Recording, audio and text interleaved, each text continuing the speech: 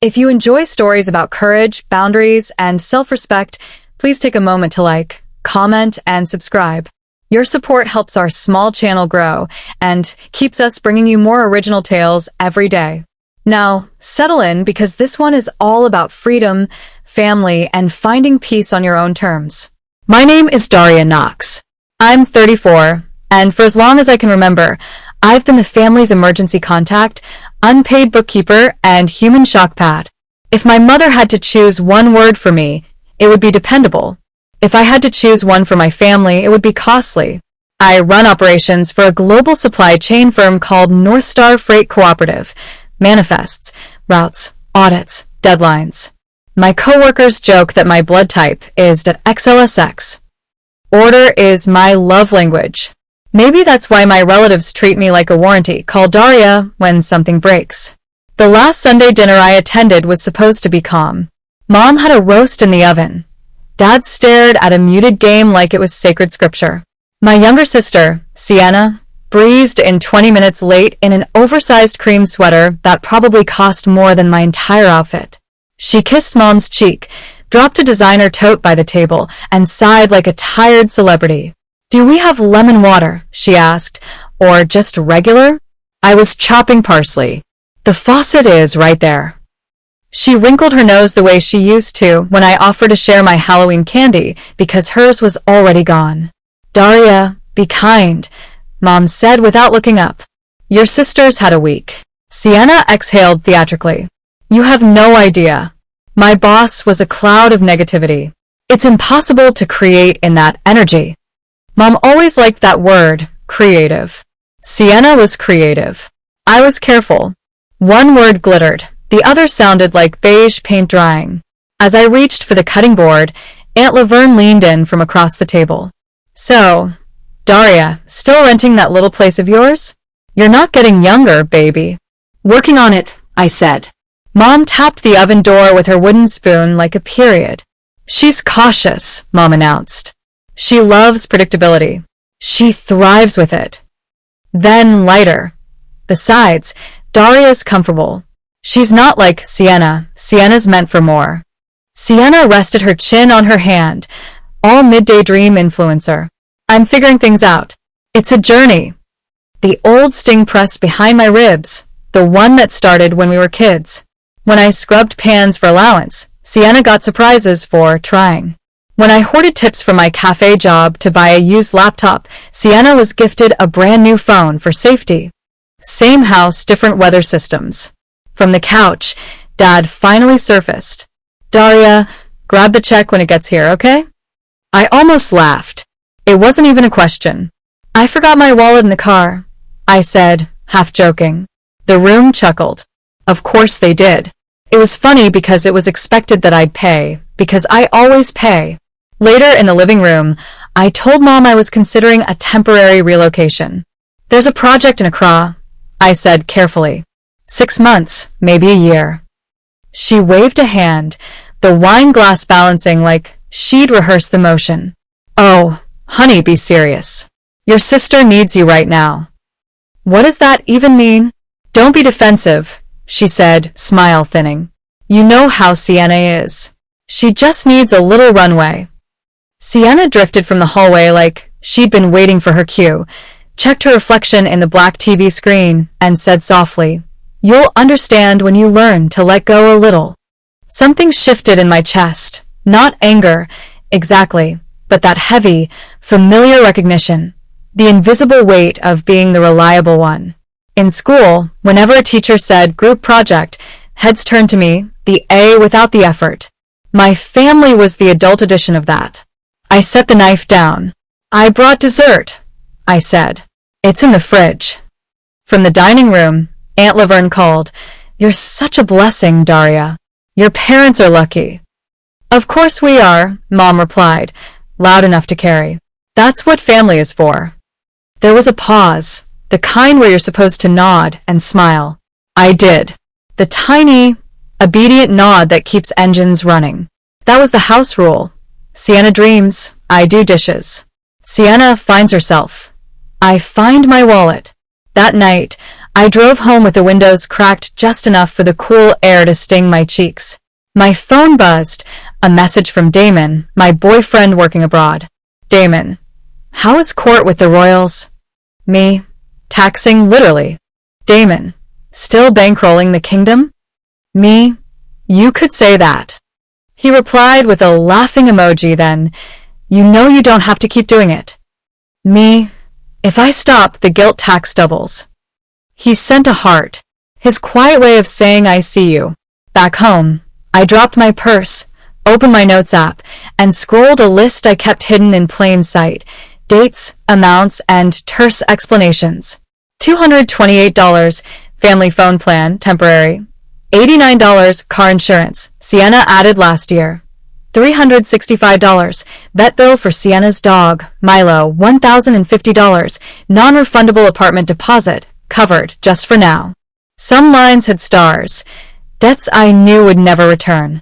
At first the ledger was practical, then it became a diary. Every number was a reminder of how far I'd stretched to keep the peace. Mom liked to say, family balances out. It didn't. It just got tidier. The asks came with bows now. Could you just put it on your card? You're so organized, Daria, makes it easy. Sienna will pay you next month. Next month never arrived. I thought about the Accra offer in my inbox. Housing included, promotion, raise, everything I'd worked for, gift wrapped. And yet the moment I pictured accepting it, Mom's voice echoed in my head. You're abandoning us. You think you're better. I stared at the slow spin of my ceiling fan. Maybe I was tired of spinning, too. Sometimes I imagined living where no one needed me, then felt ashamed. Good daughters don't fantasize about escape. Before I turned off the light, I typed one small line under the running list. Utilities at parents' house. Cancel auto pay. I didn't do it yet, but writing it felt like a whisper to myself. I could if I wanted. Outside, the city kept moving. My phone buzzed again. Mom had sent a photo of Sienna and her boyfriend Khalil at dinner. Caption: our future power couple. Sienna's hand rested on Khalil's cheek, nails immaculate. She looked unburdened, no guilt, no tabs, no spreadsheets. I set the phone face down. I didn't envy her choices. I envied her permission to live them without owing anyone anything. I fell asleep to the hum of the fridge, thinking about how love, when unbalanced, starts to feel like labor. And I realized something that would follow me for months. I used to think love meant being needed. Now I wondered if it just meant being used. If my family tree had a branch for fiscal responsibility, mine would be made of receipts. By 27, my parents knew my card number better than my birthday. They no longer had to ask directly. You've always been so good with bills. You're the only one we can trust. It used to sound like affection. Now it sounded like cuffs. By the time I turned 29, my family's love had begun to sound like invoices with soft voices. When Mom said, "You've always been so responsible," it translated to "you'll pay for it." When Dad said, "You handle money so well," it meant we forgot the due date again. And when Sienna said, "You're my rock," it really meant I need you to co-sign something. Back when we were teenagers, she used to sing into a hairbrush while I held the lamp for her spotlight. I didn't mind, back then it felt sweet.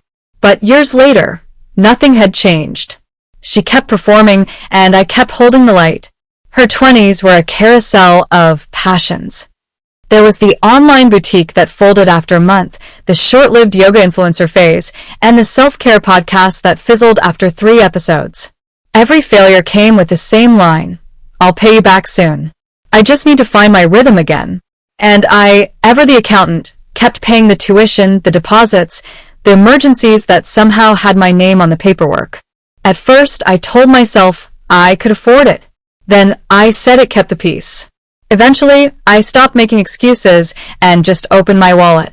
Then one January, my company offered what felt like destiny, a promotion and relocation to Accra with a higher salary, paid housing, and a chance to oversee global logistics.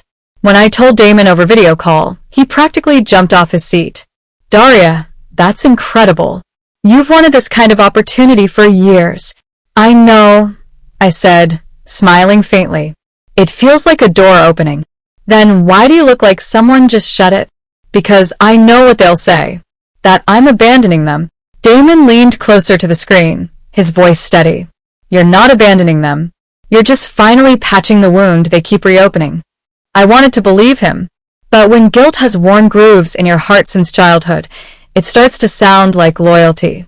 2 weeks later, I drove to my parents' house again. The scent of rosemary and floor polish hung heavy in the air. Sienna was sprawled barefoot on the couch, scrolling through her phone. Her new boyfriend, Khalil, sat beside her. One of those laid-back types who think positivity quotes count as a worldview. Mom whispered to me in the kitchen, grinning. Isn't he handsome? So polite, calls me ma'am and everything. I glanced at his half-finished beer on the counter. Yeah, polite. At dinner, between bites of mashed potatoes, Sienna dropped her next grenade. I quit my job today, she said lightly.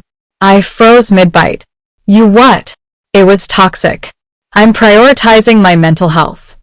Dad nodded proudly. Good for you, knowing your limits. I nearly choked. The last time I took one day off, Mom said I was being dramatic. Sienna smiled serenely. I'm taking a few months to realign. Khalil's so supportive. Khalil raised his glass. She's meant for something bigger. The universe will provide. Mom practically glowed. See, Daria, that's called faith. I bit my tongue. Faith doesn't pay rent. After dinner, Mom pulled me aside. Sweetheart, you've always been so level-headed. You know how hard it is for Sienna right now. Mom, she quit her job. She's finding her passion again.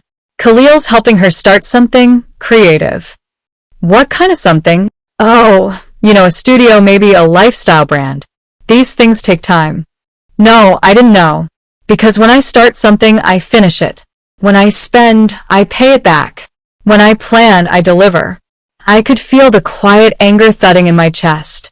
Mom, I already pay half the household bills, the phone plan, the car insurance, even the vet. Oh, Daria, she interrupted, waving her hand. Those are little things. Little things add up, I said flatly.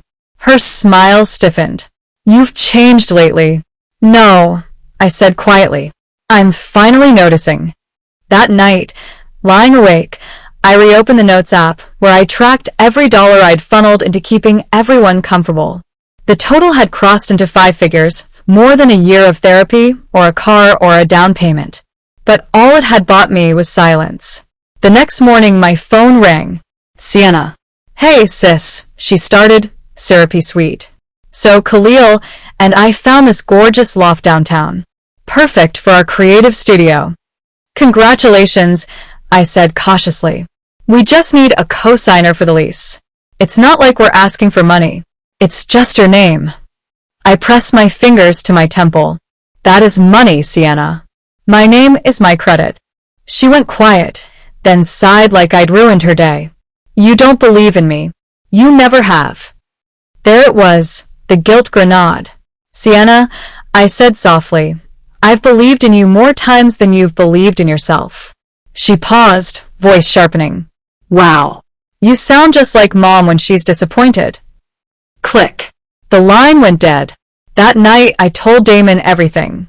Every bill, every subtle manipulation disguised as love. He listened without interrupting, then said, They're not asking for help, Daria. They're asking for control. It's not that simple. It is. You've been paying for permission to feel loved. I hated how true that sounded. A few days later, Mom called with her urgent but soft voice. Sweetheart, can you come by tomorrow? We need to talk. It's important. About what? You'll see. I almost said no. But guilt, the oldest trick in her playbook, worked one more time. As I hung up, my inbox pinged again. Subject. Offer confirmation, Accra. My cursor hovered over accept. For a moment, I pictured it. Gray skies, my own apartment, my own silence. Then another buzz. Sienna, can you come early? Khalil wants to show you the studio plans. 2 messages, one offering freedom, the other a leash. That's when I realized something terrifyingly simple. Every time I said yes to them, I was saying no to myself. Mom's kitchen gleamed when I walked in the next evening. Too clean. Too still. It felt rehearsed, like they'd practiced the scene before I arrived. Come in, sweetheart, Mom said, smoothing her apron though she clearly hadn't cooked. Sienna sat at the table beside Khalil, beaming, a mug of untouched tea in front of her. Dad was at the head of the table, arms crossed, jaw locked. I could already sense the ambush forming in the air. Mom slid a white binder toward me, its cover printed with a cheap label that read, Sienna's Creative Vision Studio. Your sister's been working so hard, Mom began brightly. She's finally ready to start her own business. A studio, something modern, inspiring. Khalil nodded like a salesman closing a deal. We already found a great location downtown. All we need is to finalize the loan. I opened the binder. Pages of glossy Pinterest photos, neutral walls, open shelves, airy plants, and then a few charts that looked copied from a free template. I flipped through until a number stopped me cold, $165,000. Below it, handwritten neatly in blue ink, guarantor required for approval. My stomach sank. You've got to be kidding me, I said quietly. Dad leaned forward. It's not a big deal. They just need someone dependable on paper. That's exactly what a guarantor means, I replied, keeping my voice even. If they miss payments, I'm responsible for all of it. Mom smiled tightly. Oh, don't be dramatic, baby. It's just a signature. Khalil laughed, dismissive. It's a formality. You've got your life together. Shows confidence to have your name on it. Confidence. I repeated slowly. That's what we're calling it now. Sienna twirled her hair, eyes avoiding mine. It's not that deep, Daria. It's exactly that deep, I said, closing the binder. $165,000 deep. Silence thickened. Mom exhaled through her nose, switching into her softest tone, the one she used when guilt didn't land right away. Sweetheart, she murmured, you know we'd do it for you. I let out a small, humorless laugh. No, you wouldn't. Her smile snapped. Don't say that. We've always supported you. In what way? I asked. Emotionally? Financially? Because if we're measuring support, check my Zelle history. Dad's voice sharpened. Watch your tone, Daria. I said evenly. And I'm saying no. Mom froze, as if she'd never heard those 2 letters from me before. You don't mean that. I do, I said softly. I love you, but no. Sienna's eyes instantly filled with tears. Wow, she whispered. You really don't believe in me? Sienna, belief isn't a loan signature. You're so tight, she shot back, bitterness cracking her voice. You hoard money like you're scared to live a little. Khalil smirked. Maybe that's why she's single half the year. Excuse me? I said, my voice rising. He raised his hands in fake surrender. Relax, it's a joke. Mom jumped in quickly. Let's not fight. We're family. I pushed the binder back across the table. That's why I'm saying no. Because we're family. If this fails, it's not just money we'll lose. It's each other. Sienna folded her arms. You make me sound like a child. You quit your job last week and made a video about manifesting abundance, I said. Her jaw clenched. You're cruel. I'm honest. That night, the guilt campaign began like clockwork. At 8:10 p.m., Mom called. Her voice trembled. How could you talk to your sister that way? She looks up to you. Mom, she's 31. She's sensitive. You have to understand her nature. Her nature, I said slowly, is to spend other people's money. Mom gasped, as if I'd cursed in church. I didn't raise you to be unkind. I didn't realize saying no was unkind. Click. She hung up. At 9 p.m., Aunt Laverne left a voicemail, her specialty. Sweetheart, she said syrupy, family is about giving and receiving. Maybe you can give a little more this season. God will bless you tenfold. Delete. By midnight, Sienna's Instagram story appeared. Sometimes the ones closest to you are the ones holding you back. Hashtag toxic family, hashtag financial abuse, hashtag cutting cords. There she was, teary-eyed, clutching Milo the dog for sympathy, music swelling underneath. Comments poured in, "You got this. Protect your peace. Proud of you for standing up for yourself." I stared at the screen, equal parts angry and numb. This wasn't just about money anymore. It was about rewriting the narrative, and this time, I was the villain. Damon called just as I put the phone down. "Hey," he said gently. "You okay?" "Define okay." "You sound done." I took a slow breath. "That's the thing. I think I finally am." He paused. "Then do something about it. Not for revenge. For peace." The next morning, a group text lit up my phone. "Mom, family meeting tonight, 7 p.m. Dad. We expect you here. Sienna, don't make this harder than it is. Aunt Laverne, praying for harmony." I stared at it for a full minute, then typed, "Me, I won't be there." My hands trembled as I hit send. Years of conditioning don't snap cleanly, they splinter. 10 minutes later, Mom texted again, "If you won't support your sister, don't bother coming for Christmas." I read it twice, then smiled. That was supposed to scare me. Instead, it felt like relief. Sunlight spilled across the floor, through my window. Outside, a delivery truck rolled past with my company's logo, North Star Freight, bold and steady. Reliable. Predictable. On time. That used to be me. But maybe I didn't want to be reliable for anyone but myself anymore. I opened my laptop. The relocation offer to Accra was still waiting, my cursor blinking at the bottom like a heartbeat. Dad used to tell me, "You're the glue of this family." Maybe it was time to stop being glue. Maybe it was time to stop holding everyone together just so they could keep pulling me apart. I clicked accept. The fallout came fast, faster than I expected. That Wednesday morning, I was brushing my teeth when my phone buzzed. "Sienna, I'm quitting my job today.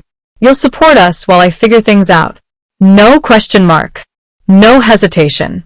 Just assumption, as if my paycheck had her name on it. I stared at the screen, toothpaste foaming in my mouth, then calmly typed back, "Me? That's not on me." 4 words. A full sentence. The kind that ends a decade-long cycle. 10 minutes later came another message, this time from Mom. "You're banned from Christmas until you sign your sister's $165,000 loan." I actually laughed out loud, not bitterly, but in disbelief. That was their punishment? Taking away an obligation I already dreaded? I left the phone on the counter, walked to my desk, and opened my laptop. The relocation contract still sat in my inbox. I scrolled to the bottom, clicked confirm, and watched as the confirmation email pinged back within seconds. It was the quietest rebellion of my life, but it felt seismic. The next 30 minutes were chaos. First Dad's FaceTime call, then another, then another. I finally answered. 3 faces crowded the screen, Mom, Dad, and Sienna, all talking over each other. Mom's voice sliced through the noise. "You will apologize to your sister and fix this mess." "No," I said calmly. Her eyes widened. "What did you just say?" "I'm not co-signing anything. I'm not paying your bills. I'm not funding her next phase. I'm done." Sienna's mascara was already smudged. The tears prepped for effect. "You're selfish. You're punishing me for being different." "I'm not punishing you," I replied. "I'm setting a boundary." "You've never believed in me," she snapped. I took a breath. "I believed in you when I paid your college books. When I added you to my phone plan. When I covered your car insurance, your dog surgery, your apartment deposit. I believed in you every time I said yes." Her lower lip trembled. "You're keeping score." "Yes," I said evenly, "because I'm the one paying the bill." Dad's voice boomed. "Watch your tone." "I am watching it," I said quietly.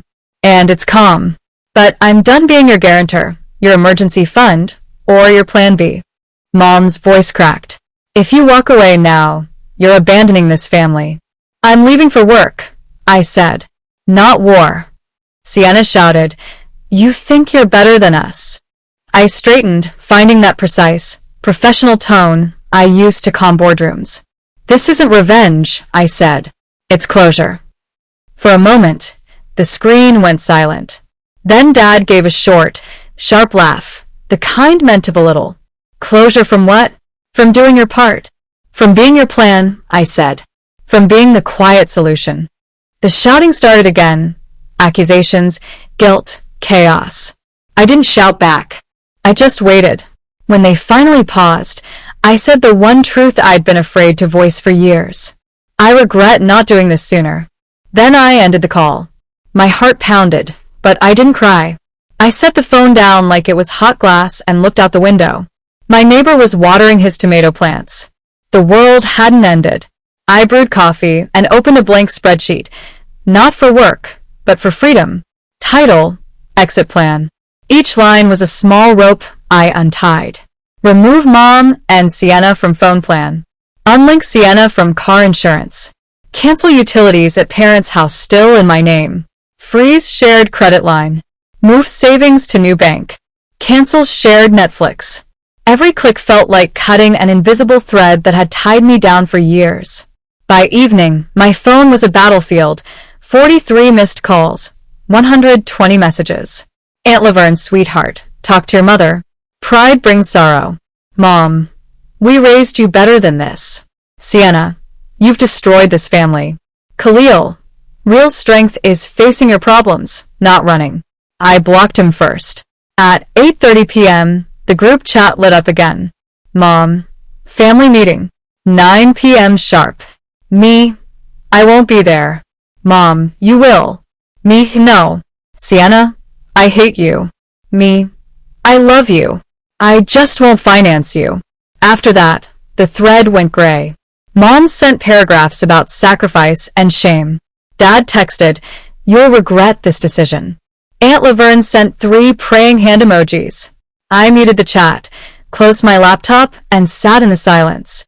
It was so loud, that quiet, like a space I hadn't heard in years. At 10:17 p.m., there was a knock at my door. I looked through the peephole, Dad. His face was red, jaw tight, still in his work shirt. I didn't open. Coward, he barked. I steadied my voice. Boundaries. He spat through the door. You think words protect you? I took a slow breath. No. Choices do. A long pause, then the sound of heavy footsteps fading down the hall. I leaned against the door, shaking, not from fear, but from adrenaline. The kind that comes when you finally defend your own ground. That night, I texted Damon me. It's done. I'm leaving Monday. Damon. Are you okay? Me, for the first time, I think so. Damon. Proud of you. Book your flight. I'll meet you at the airport. The next morning, Mom sent one last offer. Sign the loan. Keep your number. Christmas at Aunt Laverne's. Final chance. I typed slowly, deliberately. No. The only way to stop being the plan is to stop being the plan. Her reply came seconds later. We won't forget this. Me, neither will I. Then I set my phone down, packed a suitcase, and watched sunlight spill across the wall. No fireworks. No tears. Just calm, steady clarity. Sunday came sooner than I expected. Damon met me at the airport. His hug was warm, grounding. You did it, he said. I smiled faintly. Not yet, but I'm getting there. As the plane lifted, I watched the city shrink below. Every shared bill, every guilt trip, every invisible leash fading into clouds. Somewhere between takeoff and landing, I realized something simple. Peace doesn't make noise. It just arrives, quietly, unapologetically, like a sunrise you never thought you'd see again. When the plane landed in Accra, the sky looked like brushed steel, soft, cool, endless. It didn't care who I used to be.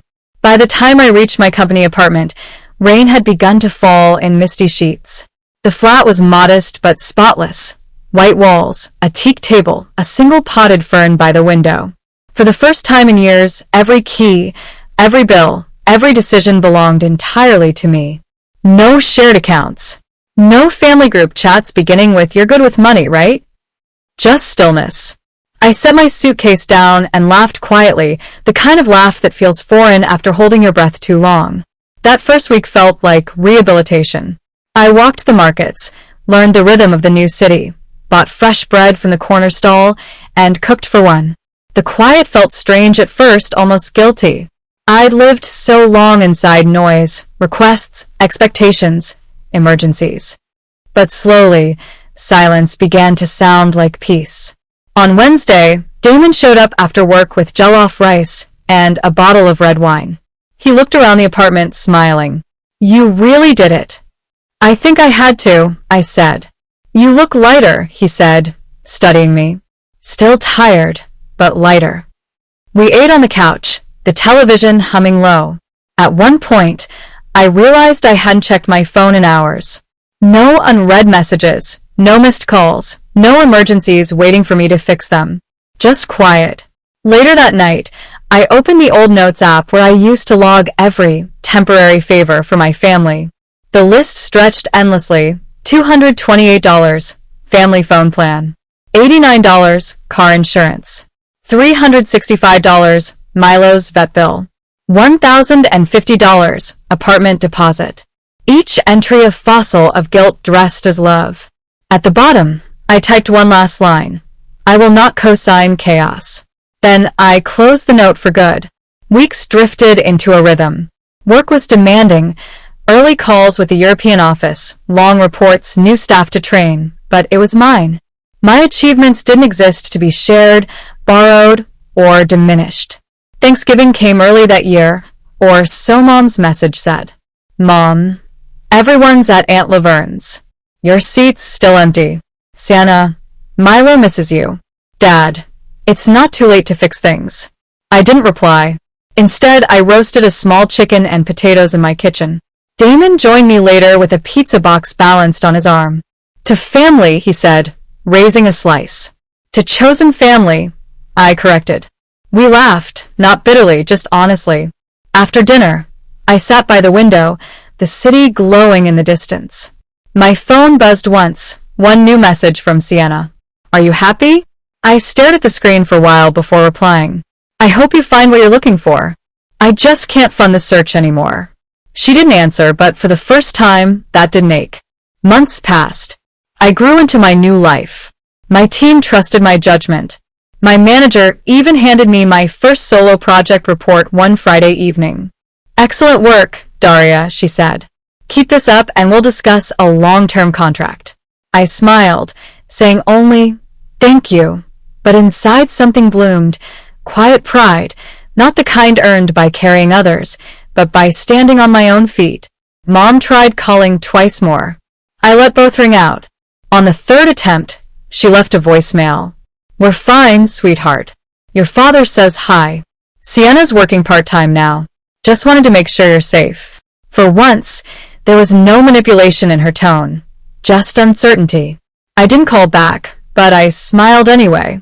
It wasn't forgiveness. Not yet. But it was distance, and distance can heal what time alone cannot.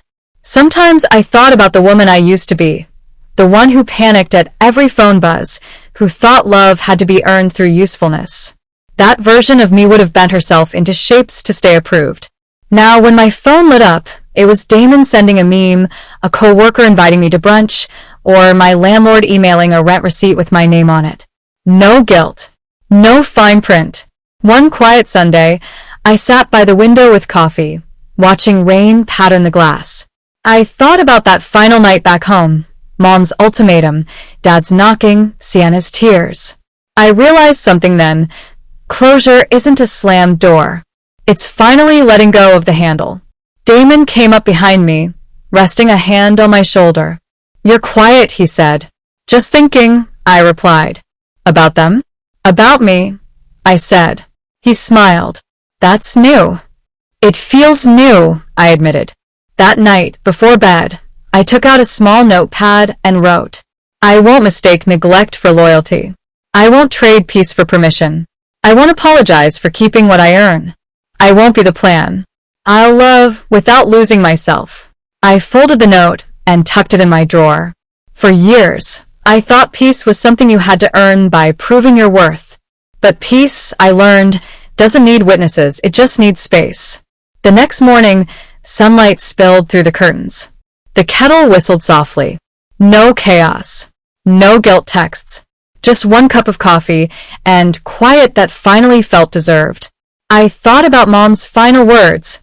You'll regret this. Maybe she was right. I did regret something. I regretted not choosing myself sooner. As I got ready for work, I caught my reflection in the mirror. The same face that once flinched at every call, now calm, steady, unafraid. It struck me how simple freedom looks once you stop apologizing for it. I used to think being needed was love. Now I know love doesn't drain you. It steadies you. And as I stepped out into the bright Accra morning, suitcase replaced by confidence, I realized I wasn't running anymore. I was finally free. Story in your chest. Don't just scroll past. Like, comment, and subscribe to Revenge Tales by Camera, where every week we tell bold, emotional, and empowering stories of justice, growth, and self-worth. Tell us in the comments, have you ever had to set boundaries with someone you love?